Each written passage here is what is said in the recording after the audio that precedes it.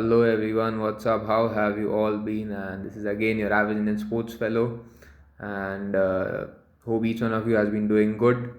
And let's get the ball rolling again so that we can have again a better understanding and a better clutch hold of the activities happening all across the globe. There has been immense data and stuff people have been speaking upon in terms of the matters dealing with geopolitics, such as in Russia Ukraine war since 4 years, and Middle East since Israel Hamas uh, war, along with the Yemen Houthis supporting Hamas, and firing drones at vessels and ships, cargo ships the across the Middle East, and the Red Sea, plus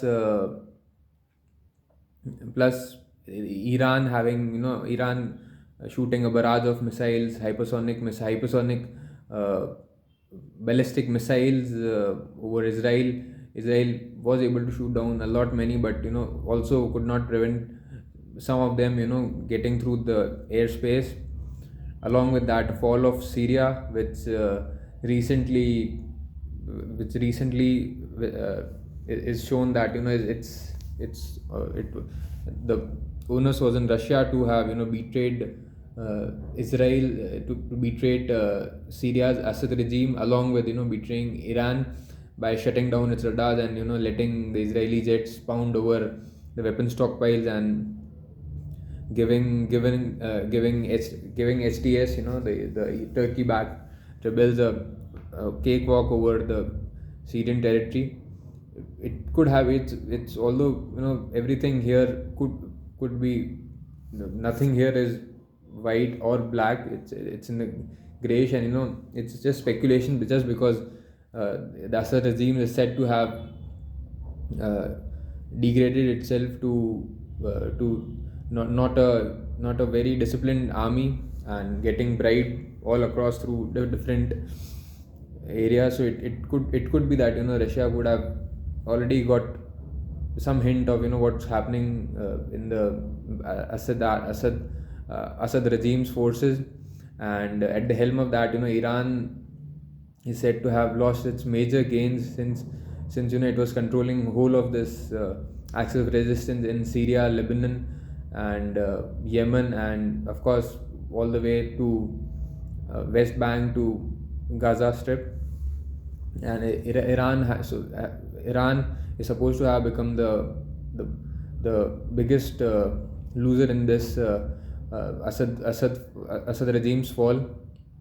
And it could have been Iran who could have uh, who could have joined Assad's forces on ground also, but even Iran would have have got some idea about what would have been happening in Assad's forces. They could have been easily bribed, and would not have shown any resistance to the SDFs and other Turkey-backed groups, the rebel groups, which were uh, sitting sitting ready for taking over the reins in their hands. And the immense backing would have been there by, of course, the West. And so Russia would have found it to have been not a good place to invest itself. And Iran again would have been was not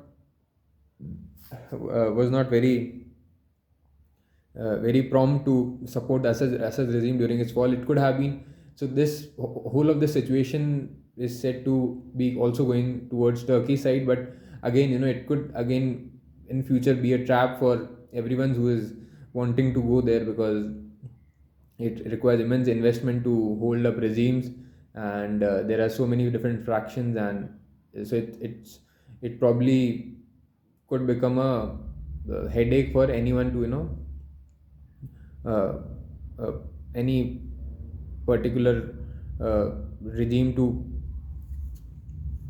stake their claims over for a long time in Syria, so as in Lebanon. Although Lebanon seems to have been a little stable as compared to what Syria is, because uh, again, Lebanon Hezbollah has had a good pounding by Israel bombs, and whole of its leadership had been, uh, had been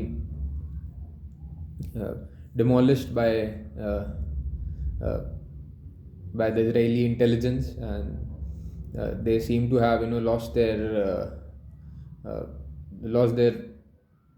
uh, mantle so far, as far as intelligence is concerned, and having that confidence of the if like if a leadership gets right off, the confidence among the other fellows also go up, because it's the leadership which makes decisions.